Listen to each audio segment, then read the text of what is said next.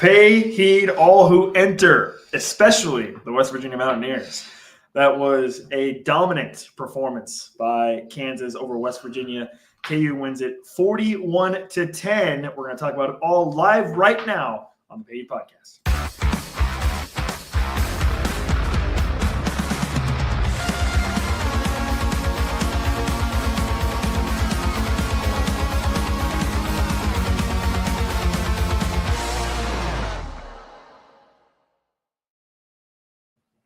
I'm Nick Springer, and I'm here with Kevin Flaherty. We're brought to you by Emprise Bank. This is the Pay Heed Podcast. Another live edition tonight on Saturday night here at David Booth, Kansas Memorial Stadium. A big-time victory for KU at home against West Virginia to kick off Big 12 Conference play. 41-10, the Jayhawks win. We're going to break it all down. Appreciate everyone joining us tonight live on the show. If you haven't already, you should absolutely subscribe. You can share a comment. Be like Gabe, Hawks. Let them know. So share a comment, drop your thoughts, subscribe to the channel, like the show. We very much appreciate you joining us tonight. And as a reminder, we are live after every KU football game the rest of the season.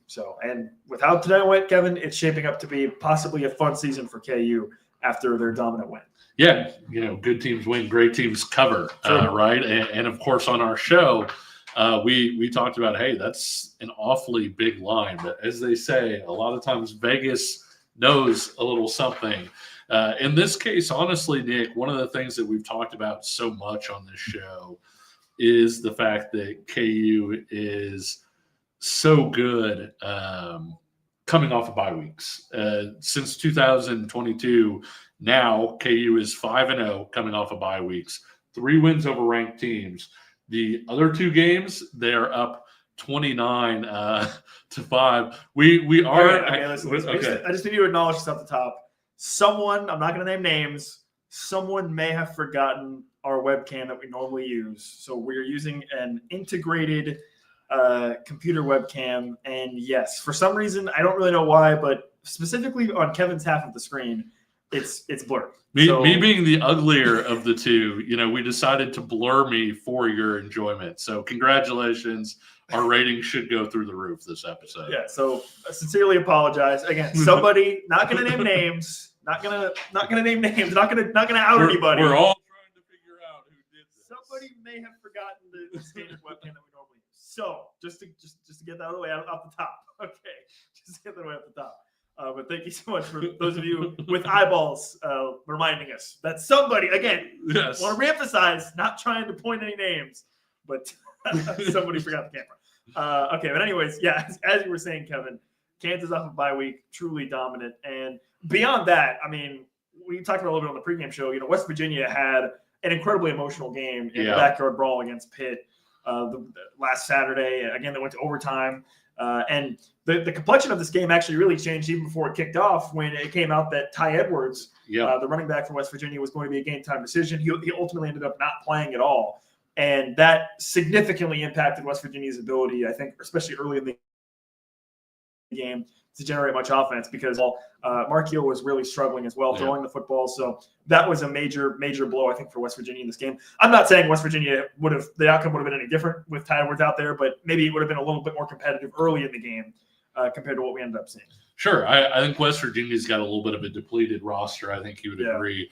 And when you get down Jaheim White, and then you're down Ty Edwards, and so your guy who's your number 3 running back, kind of at best, that obviously impacts what you can do. West Virginia, not a very good throwing team either. And so the one thing about it, though, Nick, is we can sit here and talk about that all we want, but you still got to go out and execute. And I thought Kansas's defense was outstanding pretty much from the word go tonight. Yeah, they were really good. Dean Miller made a couple plays right off the bat, ends up getting a sack on 3rd down on that opening drive. And, they really hit the ground running. I mean, they kind of took that drive off at the end of the 3rd quarter after they got up 34-3 and just kind of let West Virginia march down the field. But beyond that, I thought the defense was phenomenal. Lyric Rawls obviously had a couple big plays. It had a really big hit as well. Trey Lathan kind of gets his moment in the spotlight as well with the interception off of his former team, obviously. So that was cool. But, I think the 2 biggest storylines for me in this game, and we can talk about it right now, one was the defense, which was really outstanding. Obviously, with no Ty Edwards, I think West Virginia was a little bit hamstrung in terms of their offensive game plan. But as you outlined, you still got to go out there and you still got to play. And we saw Kansas really dominate from start to finish for in large part up front on the defensive side of the ball. I mean, just nothing doing really for West Virginia. Mark Yu ends up with 126 yards passing, plus the interception.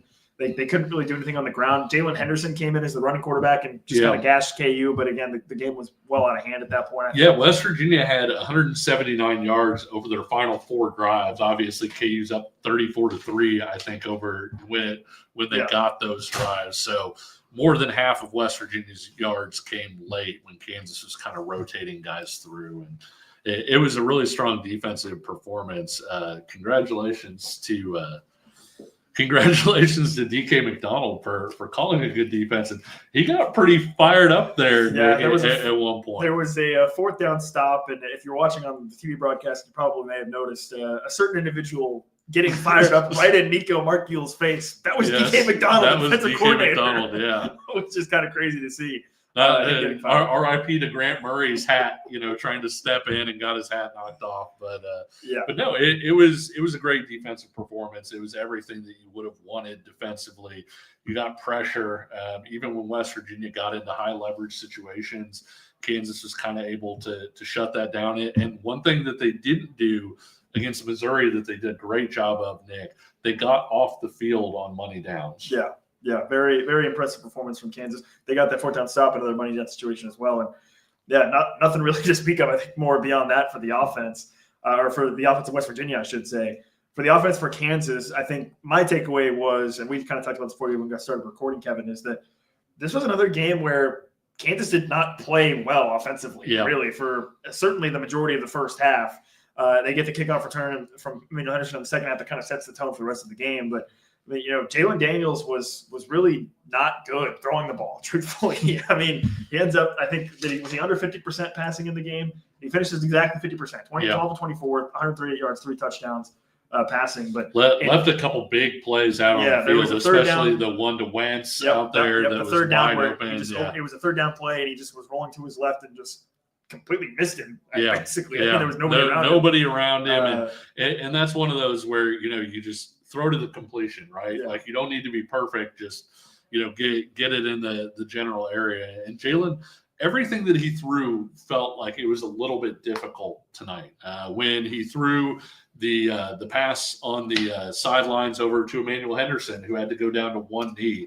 And that erased like a 10-yard gain. And then a little bit later, he had one the other way to Emmanuel Henderson that he threw high, that Henderson had to make like a jumping catch on like a bubble screen. And so even the little stuff felt like it was just difficult for Jalen today. Of course, the one thing that Jalen did do really well, Nick, was run the football. And that's exactly what I was going to say is while this certainly wasn't his sharpest game passing, he ran the ball very well. And in fact, he was the reason why KU got 3 points at the end of the first half because of his running ability, right? Like that was a Jalen Daniels drive where he scrambles for a couple different occasions and ends up getting Kansas in field goal position on that situation. And, KU there was 9 seconds left in the half. KU had a timeout.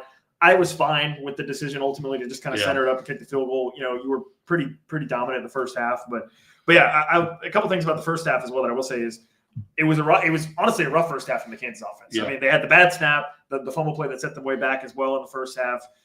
They had some missed plays. It wasn't a very pretty first half offensively from Kansas. And yet they still put up 20 points. And you go into halftime up 20-3 thinking, wow, we could actually be up like 35-3 at this point. Well, and I thought they called it fairly conservatively, Nick. And I think when you call a game, so many people want, hey, be explosive, put up 60 points, whatever. A lot of times the way you call a game is what you're seeing out there and the way things are going. And I think Kansas figured out pretty early the only way West Virginia is going to win this game is if the offense goes out, turns the ball over, makes big mistakes. And so I think you rein it in a little bit at that point. And you mentioning the field goal right before half, just get the points in that situation. Yeah, exactly. So get the ball out. I get the idea that, hey, you want to go for a touchdown there, but you didn't have to, right? Like you could tell, hey, West Virginia is not going to be able to put up a lot of points here. And so the one thing you didn't want to do was sort of what Kansas did against UNLV last year, which was, hey, we're going for it. You make the big mistake. UNLV scores right before the half. And so go ahead and take your points there. I thought there were a couple situations where it felt like maybe they were a little bit conservative. I know some people had an issue in the second half with sort of 4th and 1 from the 5. You wind up running the ball up the middle and not getting it. The one thing that I would say on that is you're up 34-3 at that point. You don't necessarily want Jalen taking unnecessary shots in a game that you're going to win, 1. And 2, Nick, you're up 34-3. You don't want to roll out your blue chip goal line plays when you don't need them at that point. And so I get you would have liked to convert, go in for a touchdown, but I also understand at that point where it's like you're going to win the game. Like you don't necessarily need to show your hand or do a lot of different things. Yeah, I guess if there's one area specifically offensively, because with Jalen Daniels, he's going to be fine. Yeah. It wasn't a game where he was great. He didn't need to be great. KU ended up dominating, and also some incredibly schemed up plays for Jalen with the touchdown passes. I mean, the fourth down pass to Levi Wentz, where I have no idea what happened with West Virginia. They just left him wide open. West Virginia, 4 defenders went this way with this receiver, and Levi Wentz. I mean, he's standing in the middle of the field. Nobody within 10 yards of him. He could have cooked dinner, on the run to the end zone. I mean, he was so wide open. And then you've got the great trick play they ran to get LeSean Williams on the wheel route, where it's a fake to LeSean Williams. And then, we'd seen them throw the ball in the flat. It's sort of like a fake speed option off of that. And turned back and a wheel route wide open to LeSean Williams. And then they had the other play to Bowden Gruen where, again, same deal. They schemed it wide open where I could have scored. Has Bowden Gruen been covered for any of his catches this year? It feels like every single catch that Bowden Gruen has, he is open by 20 yards. I haven't figured that out. Somebody else commented on the show, Kevin, from our pregame show when we were talking about his cloak of invisibility. Yes, it must be a thing. He has an invisibility. It's cloak. like a trap card. I've got a half invisibility cloak on right now. If you're watching, if you're like a Yu-Gi-Oh fan, you lay down the trap card. Nobody knows what it is. And bam, cloak of invisibility for Bowden Gruen, easy touchdown. I can't explain that. I did not anticipate a Yu-Gi-Oh reference, by the way, when we started this show. So but. Going back to kind of what got us on that little tangent is if there's one area where I'm coming away from this game feeling uneasy, I guess would be the best way to put it, is the offensive line. Because I felt like, especially early in the game, when KU tried to line up and just traditionally run the ball between the tackles, West Virginia did a pretty good job. I mean, at one point early in the first half, LeSean Williams was averaging about 3 yards per carry. They weren't really getting much going. Traditionally running the ball. They obviously were having success with Jalen Daniels scrambling, but when they were trying to line up and just run the ball, it was not working. Now, they eventually got it going in the second half as I think they started to kind of wear down West Virginia as the game went on, but they still had moments in the second half where they struggled too. You mentioned that 4th and 1 play where that's just a standard, hey, 4th and 1, we're going to line up and run inside zone. We think we can get a yard, and they didn't. Yeah. So I'm feeling a little bit nervous about that. You mentioned it. Bryce Foster clearly is not 100%. I think that's probably affecting things a little bit, especially in the run game in between the tackles. But that's one area where for West Virginia, I think that's probably the one positive for them is that in the first half, they really were shutting down Kansas running the ball in between the tackles. And Daniel Highshaw starts the game, ends up leaving the game, didn't play hardly at all, I think, for most of 3 quarters. So we'll see if there's any update on possibly a possible injury that he may have suffered. But LeSean Williams stepped in and obviously was phenomenal, right? I mean, he ends up with a 62-yard touchdown run in the second half where really great run. He jukes the guy in the open field and goes and scores. So nice to see him get things going. Harry Stewart and Johnny Thompson both got out there obviously as well, which was good to see. Brendan's had a couple questions here in the chat that I want to get to. This first one before we take a break, asking about the Texas Tech-Utah game. We talked about it earlier in the week with that game being sort of the marquee Big 12 matchup to watch in terms of how's that going to look. And Texas Tech was pretty dominant. I mean, they look like a top 10 team. They look like certainly the best team in the Big 12. So take that as you will. I mean, again, we kind of talked about it. I think at this point, the expectation for Kansas is you're 5-1 going into that game against Tech on the road. Obviously, that's going to be a tough matchup for you, but it looks like Tech is probably going to be a top 10 team. Kansas gets Utah at home to end the season. So, I don't want to read too much into what Utah looked like today because Kansas is not going to play them for another 2 months, basically. So we'll see how that plays out. But, it certainly now seems like 1A is Texas Tech, I guess Iowa State, and then probably Kansas, Utah, and that TCU, Baylor. Utah is going to depend so much whether it's tomorrow or whether it's at the end of the year. They're going to depend so much on how well Dampier is throwing the football. Yeah, he was not doing that well today. He didn't throw the ball super well, and they got That was just a wild game. They had kind of a bad play too, where he threw a long touchdown pass, and one of their offensive linemen was really kind of, I don't want to rip on the kid, but was really stupidly like 5 yards downfield, and so they had to call it back. And so Dan Pierre throwing the ball, if he's hitting on passes, Utah's going to be really tough to beat. Texas Tech has the best roster in the Big 12, and which we knew that we thought that beforehand. The transfer portal, all of those things. But Tech is really tough. They're really good up front. They're really physical, really good up front on defense, especially. And so when you look at how Kansas stacks up with Texas Tech, and you're starting to say, hey, where is KU going to match up? How are they going to be in those situations? Could be another situation where maybe Kansas is struggling to run the ball consistently against Texas Tech. The one thing I will say about the running game tonight, Nick, was that was the strength of this West Virginia team. West Virginia was holding teams to 2.4 yards per carry coming in. And that includes holding Pitt to, I think, under 60 yards or something like Pitt that. Had 34 carries for like 45 yards. Yeah, and so when you look at that, that's the thing that they do really, really well. The one thing I will say the offensive line did pretty well, I thought, Nick, was Jalen wasn't under a ton of pressure. And West Virginia ranked third in the country in sacks or something like that coming in. And so Jalen's legs, got him out of some stuff. But generally speaking, they did a pretty good job of protecting him well today too. Yeah. And, we talked about the Missouri game. They did a pretty good job overall, I think, protecting him in that game as well. So it seems like maybe just right now, that's the bigger strength of the offensive line versus more downhill power running at the moment. So that's something to consider. Thank you for the comment here. You guys look like you're inside a sauna. Well, we are very relaxed. We were able to take the game off after the is this a top button unbutton type situation? Should we start? The ratings go absolutely downhill the second I unbutton that, guys. You don't want that. Well, long story short, CM Key 021. We have a lack of equipment situation because somebody is not very smart and may have forgotten a certain piece of equipment that we would normally use, aka a nice camera. So apologies on that. And because we have been shamed by our camera usage, we're going to take this opportunity to take a time out. We will be right back. We're going to talk more KU football coming up next. What's up, guys? I'm BJ Kissel, founder and CEO of KC Sports Network, and I'm here to talk to Kansas City businesses. If you rely on technology, you need an IT support team that's not just another vendor, but a true IT partner. That's why I want to introduce you to my friend and neighbor, KJ Miller. He is a VCIO at ThrottleNet, the Midwest's highest rated and most reviewed IT support company. They've been in business for more than 25 years, helping companies stay secure, productive, and ahead of the curve. They aren't just IT support, but they provide data security, IT strategy, and cloud software services. They do it all, and their reviews show they do it better than anyone else.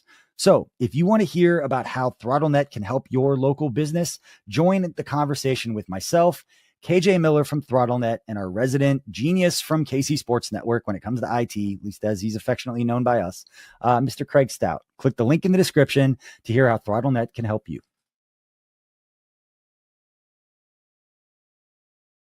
This is the Paid Podcast on the Kansas City Sports Network. I'm Nick Springer, along with Kevin Flaherty. A live edition of the show tonight on a Saturday night, immediately following Kansas's 41-10 victory over West Virginia. Thanks so much if you're joining us in the live chat. Be sure to drop a comment, share your thoughts, and join in on the conversation on the YouTube chat. And if you haven't already, like the show, subscribe to the channel as well. We're live. We're going to be live after every KU football game the rest of the season, including, I don't want to get too excited, but maybe one in Arlington. We'll see. We'll see, obviously, a long ways away from that. But just wanted to, maybe sprinkle that a little bit. All right, calling all Chiefs fans. You could be on the field at the 50 inside GEHA Field for the official coin toss at Chiefs home game this season. Visit Chiefs.com/GEHA now. Enter to win for a chance to be on the field for a once-in-a-lifetime view of the pregame coin toss. Plus, you can score other exclusive prizes. Enter for a chance to win at Chiefs.com/GEHA. GEHA is a proud partner of the Kansas City Chiefs. All right, Kansas wins 41-10 over West Virginia tonight. Kevin, really a couple big performances from KU. Offensively, Emmanuel Henderson, we saw him be targeted quite a bit. It's clear that KU's game plan wanted to get him involved. Levi Wentz, who mentioned the touchdown that he had as well. But don't forget, right after halftime, Emmanuel Henderson. Yeah, that's true. Yeah. Absolutely took off. Yes. I mean, that's I'll be interested. I don't know if you guys follow like the real analytics or the different things like that where they basically calculate guys' speeds. I will be very interested to see what Emmanuel Henderson's top speed was on that because, Nick, he was moving. Yeah. D. Jones asked about any idea what's up with Highshaw. Not really clear exactly what the issue is. I don't think we've seen anything quite yet from the post-game coverage. Obviously, he ended up not playing for a significant majority of the game tonight. So, but Le'Shawn Williams stepped in and was fantastic. Saw a lot of Johnny Thompson and Eric Stewart, who both looked like they were able to run the ball effectively as well. Also, so we'll see. Obviously, and it certainly quickly turned into a game where you didn't need to use Daniel Highshaw, like with the big lead that Kansas had built up over the course. Grab the comment on UCF because I don't think people understand that Nick is terrified of UCF. Yeah, Mo Galani hopping in the chat here saying, I don't think we should overlook UCF. For those of you that have maybe listened to some of our preseason coverage of the season, I picked Kansas to lose to UCF. I mean, I straight up did. I think that could be a game that could be a little bit more tricky than people consider going into the season. And they beat the crap out of North Carolina today, the Fighting Bill Belichick's. Oh, my gosh. Did you guys see the social media thing on that, by the way? I didn't. Tell me more. UCF put up – I got to bring this up. Sort of a diabolical social media thing? They did a Bill Belichick making fun of Bill Belichick. So go to UCF_football. Oh, because he made a comment about calling him Central, right? Well, that was not what they did. They did the thing making fun of the photo of Bill Belichick holding his girlfriend up on his feet on the beach. Oh. There it is. Oh. There it is. Wow, they put the knight holding the W like up on his feet. So that was pretty good. I will say this. I enjoy watching Big 12 football, Nick. I enjoy watching Big 12 basketball. Big 12 social media teams are just absolutely devious and terrifying. Well, and my advice to any old aging coaches out there, just retire, man. Like, what are we doing? just retire and go live on the beach. I mean, I don't know why Jay Wright, isn't just man. out on a yacht somewhere. Yeah, right I mean, now. I don't understand. Yeah. I don't understand that at all. But I guess I don't hate seeing Bill Belichick getting absolutely curb stomped week in and week out. It doesn't hurt my feelings at all. So No. I actually think Cincinnati could be a challenge this next week. I mean, when you look at Brennan Sorsby is playing really, really well. We've seen KU actually do pretty well with the exception of the one drive tonight late. KU's actually done pretty well against sort of quarterback run game stuff so far this year. There's probably a little bit of latent hostility for me because KU did not do well against a lot of quarterback run game stuff and scramblers and all of that when Brian Borland was here. But Sorsby is a tough guy to match up with because of how big he is. And so his ability to use his legs and then sort of get one-on-one with a defensive back when he's a lot bigger than that guy could be really interesting to watch in that game. So I think Cincinnati's going to be a challenge. I think UCF at the Bounce House is going to be a challenge. I'm not giving KU 5-1 heading into Lubbock by any means, but I do think that's the expectation. I think KU is going to be favored in both of those games. And so when you start to look at it, players can't look ahead, coaches can't look ahead. We don't play, so we kind of get a chance to look ahead a little bit. But both of the next 2 weeks could be major challenges for KU for sure. Well, and let's be honest, it's the Big 12. Yeah. I mean, it's anything chaotic. can happen. Yeah. It's crazy. That's kind of what has, I think, become the sort of the general perception of Big 12 football over the past handful of years is that chaotic things happen. It's kind of a crazy conference. It's a bit of a topsy-turvy conference. In a lot of ways. And so, yeah, absolutely. Cincinnati's going to be coming off of a bye, so they will be a bit fresh. They don't have a game.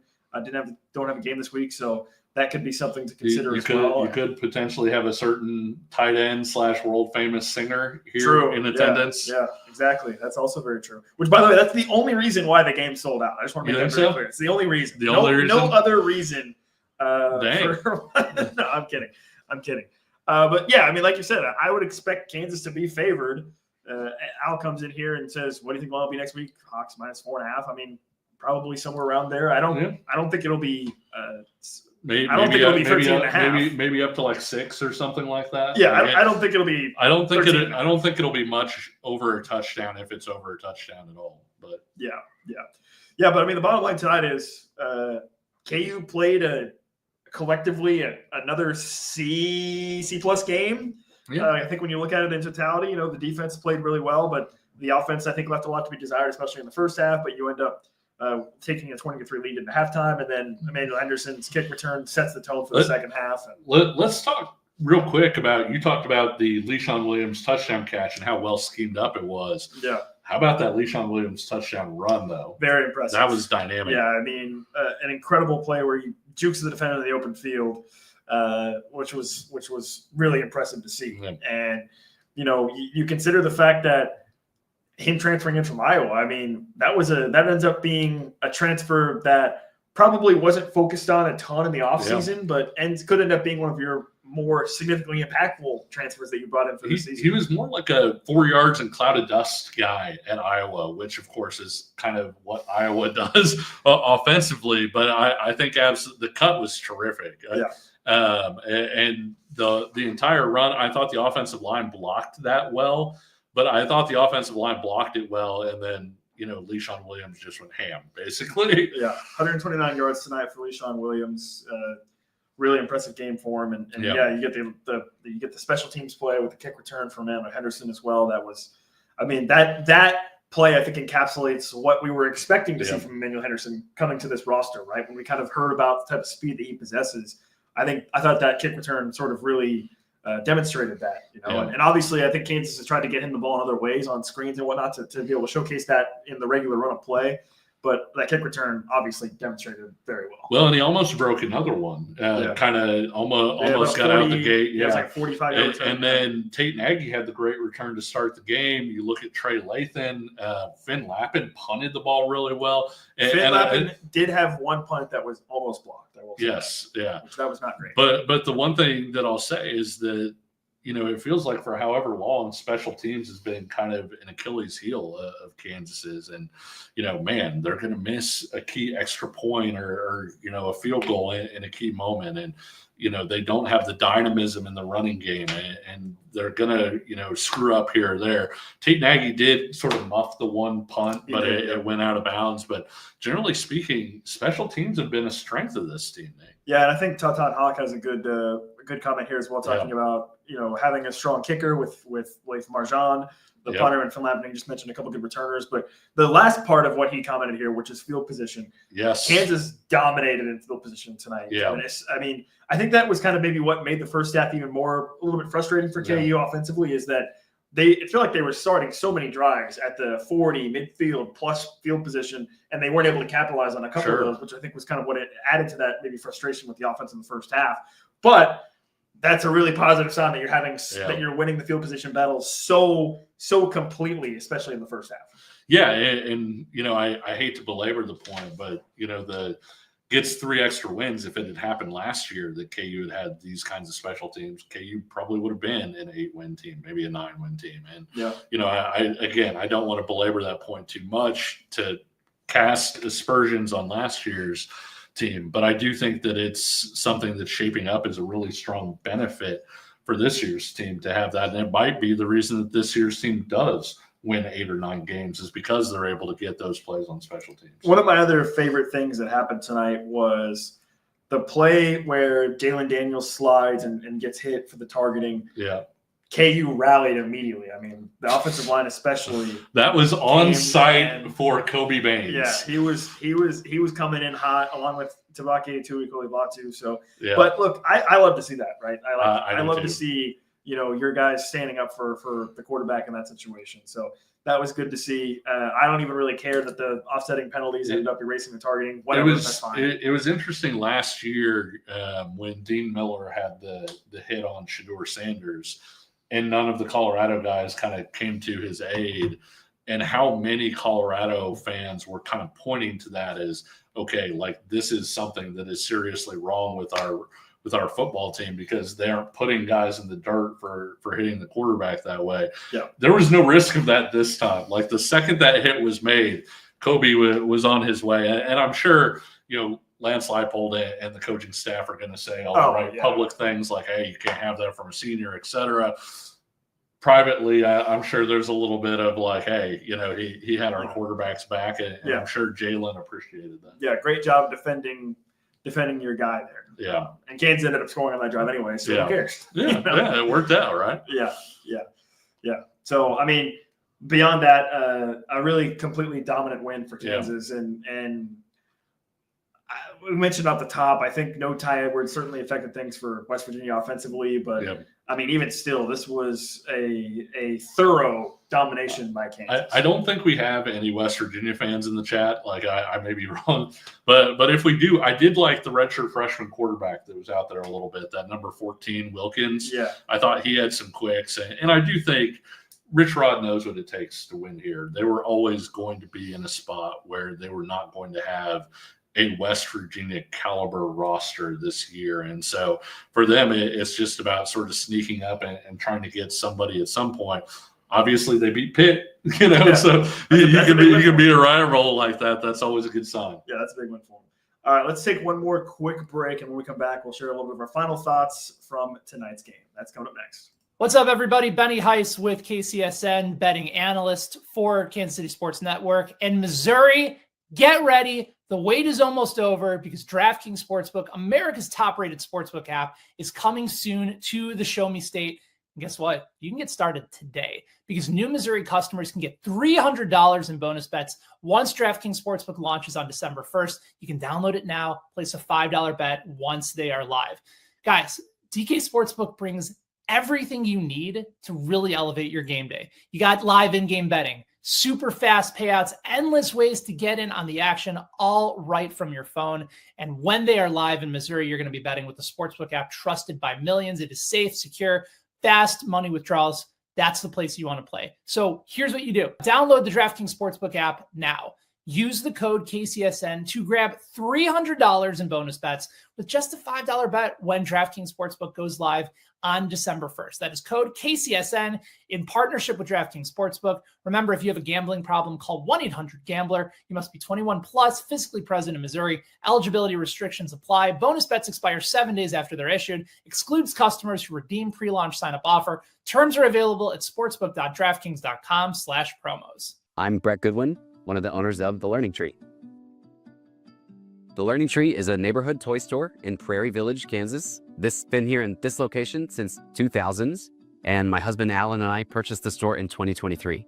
Alan and I grew up in families where we've always wanted to have a business together. Alan grew up, for instance, his parents had a jewelry store. I worked in a local toy store here in Prairie Village when I was growing up. When this opportunity happened in 2023, we knew right away we wanted to contact them and pursue the store. We wouldn't have been able to get the store without the team at Emprise Bank. From the day we contacted them, they knew what we needed to do, which was very helpful. I would absolutely recommend the team at Emprise Bank to anyone looking to secure a business. We worked with Emprise from day one. They were extremely helpful. They were always great resources. We talk to them frequently. They know the area. They're very friendly. We know who we're going to talk with, and they know what we need to do. We hope we'll see you at the Learning Tree. This is the Paid Podcast on the Kansas City Sports Network. I'm Nick Springer, here with Kevin Flaherty. We're brought to you by Emprise Bank. Of course, a live edition of the show tonight here on our YouTube channel at Kansas Jayhawks KCSN from David Booth, Kansas Memorial Stadium. Kansas gets the win 41-10 over West Virginia, a thoroughly dominating performance from the Jayhawks tonight. Kansas improves to 3-1. They're now 1-0 in conference play, and they will gear up for Cincinnati coming up next Saturday. We'd like to remind you that, of course, we'll be live after the game coming up next Saturday afternoon when Kansas plays Cincinnati. We're live after every KU football game this season on our YouTube channel at Kansas Jayhawks KCSN. Presumably, our idiot host, a.k.a. me, will not forget our webcam for the game next week. So apologies for that. But you should still like the show, subscribe to the channel, and make sure you have notification bells turned on so you know when we go live for these post-game reaction shows. Really appreciate those of you that have joined us tonight live in the YouTube chat. Share a comment. Drop your thoughts. Love Zergling, made a statement. I agree. Tonight was a statement game. Is that a reference to is it StarCraft or whatever? I don't know. The Zerg Rush type deal, but you know what? I don't know. That's up to you. But no, we say on the show all the time that there's nailed it, bam. Oh, look at that! Look at that! Kevin from the Look top at that. rope. Oh my man! Wow. Holy cow! But no, we always talk about on the show how there's nothing that coaches like more than a win, where they can then go back the next day and film study and be like, here are the things that you messed up that could have made this better. And I think that this definitely checks those boxes. You had an absolutely emphatic victory over a Big 12 team. And make no mistake, this is a big game, Nick. Like, if you came out and you lost this game, all of a sudden you'd be 2-2, 0-1 in the Big 12. You would have lost your last 2 games, including the one over Missouri. And so by winning, you're starting off conference play with a win. You're putting yourself in a position where it's like, hey, you're in this spot that we've talked about, maybe being 5-1 heading into a huge game in Lubbock. And so this was a big game. Even though West Virginia didn't have a full complement of offensive guys, it was a big game. And Kansas did come out and make a statement. And yet there's a lot of quote unquote teaching tape out there where they can say, hey, you make this connection on a pass, you make this block, your timing is a little bit better here. And there's a lot that they can talk about in the film room too. Definitely. I mean, we've talked about it kind of throughout the show, but yeah, I think specifically on the offense, there's a bunch of things you can look at and say, hey, you missed a pass here. Hey, the run game wasn't great here. We didn't execute, our blocking or whatever it may have been here. So I think there's a lot to teach from the offense. Defensively, same deal, probably some things they can look back at. I'm sure that the DK McDonald was not happy about that 95-yard drive that West Virginia had for a touchdown late in the third quarter. It really kind of seemed like the defense had decided, our job's done for the day. We're up 34-3, whatever. And they went and scored a touchdown. I think I absolutely agree with you. I do want to make a couple of points here. Number one, I have thought, and I will continue to think, I will thunk in the future, if you will. All right. Or I guess, I don't know, whatever. I don't know. Anyways, the injury reports are dumb. They're stupid. They're pointless. They don't mean anything. They're so dumb. There's no oversight. It's ridiculous. I think it's stupid. Can I just say real quick, I understand, but also shout out Joe Sip and Gage Keys for getting in tonight. Yeah, did they both get on the field? I believe they both did at the end. Okay. And shout out to Jayhawks Slants, Sam Winton for making that side. I did see Gage Keys get out there, I thought, a couple times. I must have missed when Joe Sip got out there. So. Yeah, he had a club the size of, he obviously had that, but it's awesome to see him get out there because Nick, he's a heck of a football player. Like I'm not sure because people haven't had a chance to see him in a Kansas jersey. We got to see him a little bit in camp with a little bit that we got to see, but Joe Sip adds a lot if he's suddenly able to go here and start picking up more and more reps. And so something good to see that. Good to see Cam Pickett out there. Cam obviously Pickett played quite a bit. Yep. Had a bad drop though at one point, but we won't talk about that. Yeah, that didn't happen. So as it pertains to Joe Sip, I'll just say this. In the preseason, that was one of our biggest question marks was the linebacking core. And obviously with the way Bengali Kamara has played and the way Trey Lathan has played, you feel like you've hit pretty big on two of those guys out of the transfer portal. And if Joe Sip is able to come in and offer up, anything beyond that, it's icing on the cake, I think, considering what you already now know you have in Trey Lathan and Bengali Kamara. And on top of that, John Kamara made a couple nice plays tonight as well, especially in the run game. So Gilliam was out there and did a couple nice things too. So if Joe Sip is getting healthier, suddenly that linebacking core looks like something that was a preseason question to maybe a strength, right? Yeah. I mean, Bengali Kamara has been phenomenal. Trey Lathan makes the interception tonight, has been really good as well. Yeah. We've heard a lot about him stepping up as a leader in this short time that he's been a part of this team as well in the locker room. And so, that suddenly becomes a potential for a strength, that group.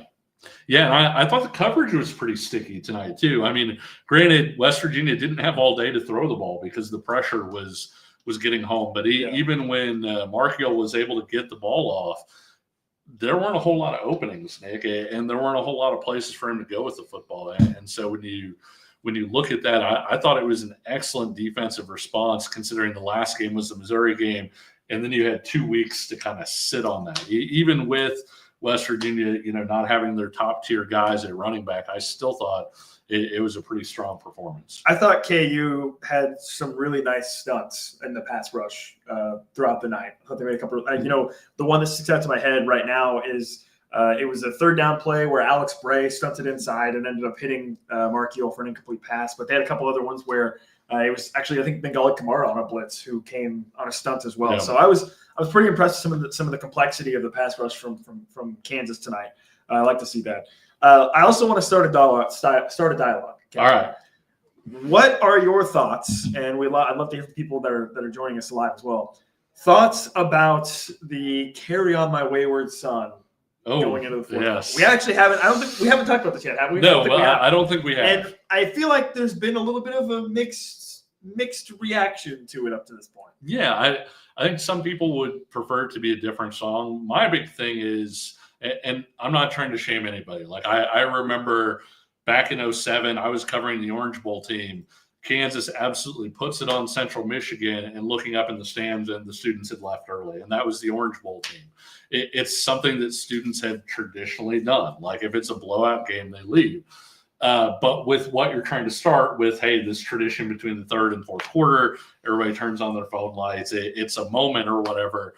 It doesn't quite come off when you have a giant section of the stadium that is empty. And I thought the students were great tonight. I really did. They showed up in force.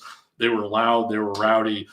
That's the one thing about that tradition, though, is I don't think that it really comes off when all the students have already gone to the bars. Well, yeah, I mean, look, when you're doing it. you gotta beat the line of the wheel, right? Yeah, I mean, yeah.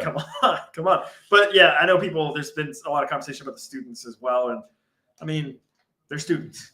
What do they do on the weekends? They go have a good time. Yep. And, they show up to the game. They were loud. They were great tonight, I thought. While the game was still close, and then as Kansas started to pull away, you saw people start to leave. But that's just how it goes, I guess. I don't really know. I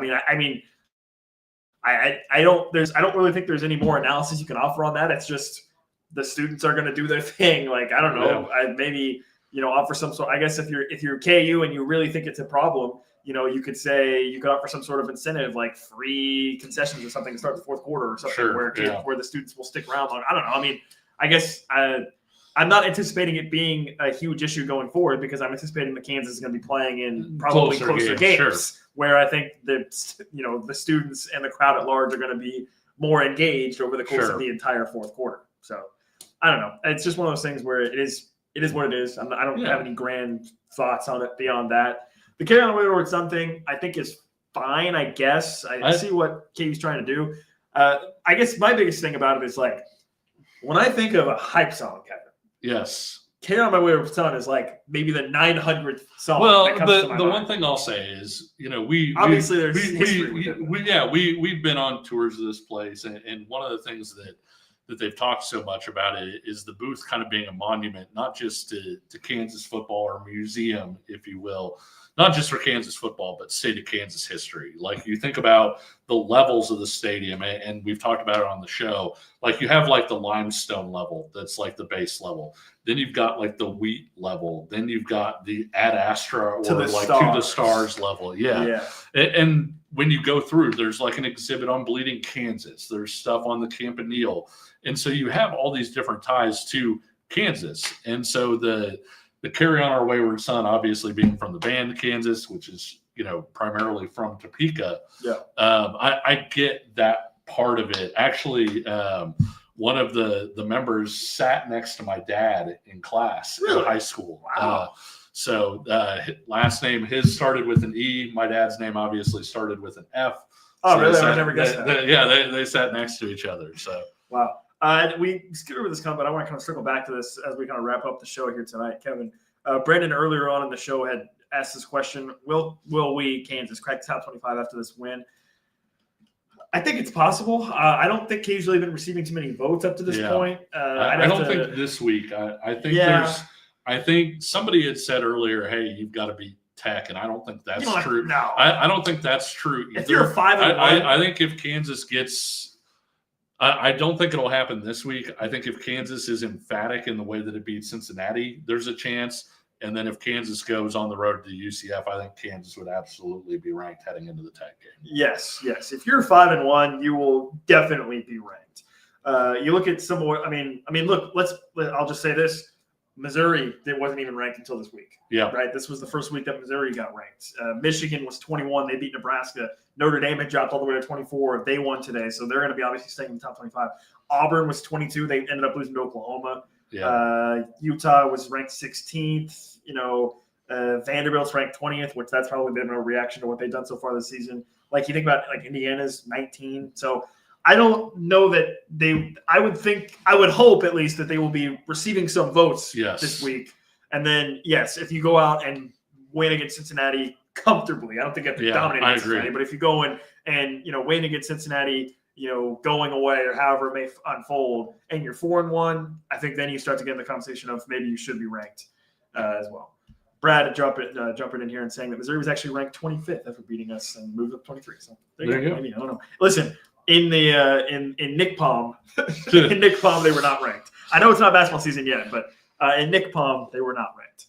All right, Kevin, we've been at this for about 45 minutes. You got any other final thoughts? If anybody in the chat has any final questions they want to ask, feel free to do that as well. But you got any other final thoughts for us? There are so many times when Kansas has played a game like this, the offense hasn't been polished, and Kansas has lost the football game. And I think it says a lot about where Kansas is at as a team right now, where Kansas is at defensively. I mean, I think that's a major upgrade from where Kansas has been. And I think that when you look at this game as a whole, it was one that, with Jalen not playing super well, not throwing the ball well, with the running game being a little bit inconsistent for a while before it kicked up late, this is a game that could have been a lot closer, that could have been a loss in a lot of other scenarios. But credit to the defense for absolutely shutting things down. Credit to special teams. I mean, you're up 20-3 at half, and then Emmanuel Henderson runs one back, and it's basically ball game.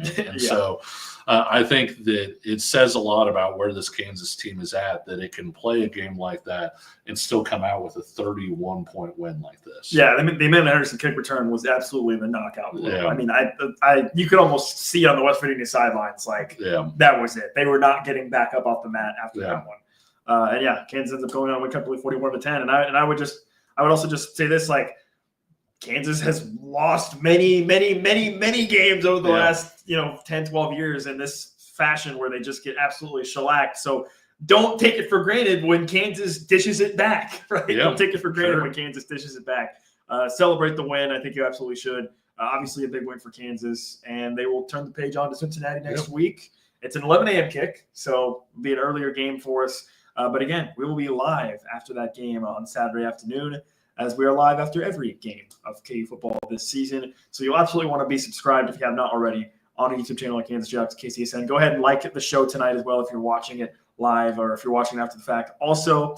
And, of course, you can find us on audio as well as on Apple, Spotify, wherever you get your podcasts. Subscribe, like there, leave / star rating interview. Yep. All that good stuff. You can also find us on social media. Kevin's at K30, KCSN. Kevin, by the way, usually does a really phenomenal, a little bit in-depth breakdown of some plays over the course of the week. So I'd absolutely go follow that. Follow our Payheed account at Payheed KCSN as well. Lots of ways to stay in touch with the show. Lots of ways to stay connected with the show. And thanks so much to everyone that has joined us live tonight as well. So we hope to see you again next week after hopefully another Kansas win over Cincinnati. But until the next time, he's Kevin Flaherty. I'm Nick Springer. We'll talk to you again soon. See ya.